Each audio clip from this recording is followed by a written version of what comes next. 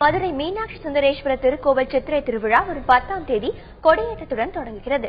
இதையொட்டி விழாவிற்கான ஏற்பாடுகளை மாநகராட்சி நிர்வாகமும் கோவில் நிர்வாகமும் செய்து வருவதாக கூறுகிறார் எமது செய்தியாளர் சரவணன்.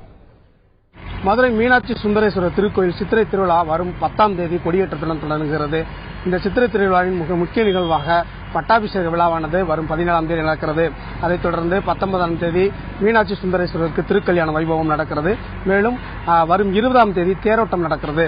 மேலும் இந்த சித்திரை திருவிழாவின் மிக முக்கிய நிகழ்வாக கள்ளழகர் வைகை ஆற்றும் நிகழ்வானது வரும் 22ஆம் தேதி நடக்கிறது.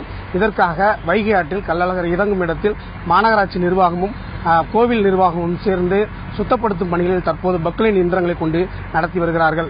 மேலும் பல்வேறு இடங்களில், அதாவது இந்த சித்திரை திருவிழா நடைபெறும் பல்வேறு இடங்களில் பொதுமக்கள் கூட்டம் லட்சக்கணக்கில் வந்து செல்வார்கள் என்பதால் அடிப்படை மற்றும் சுகாதார வசதிகளை மாவட்ட நிர்வாகமும் கோயில் நிர்வாகமும் இணைந்து செய்து வருகிறது.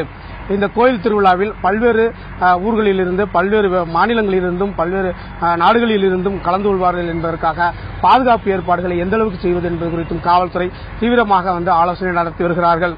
தந்தி டிவி செய்திகளுக்காக ஒளிப்பதிவாளர் பாலகுமாருடன் சரவணன்.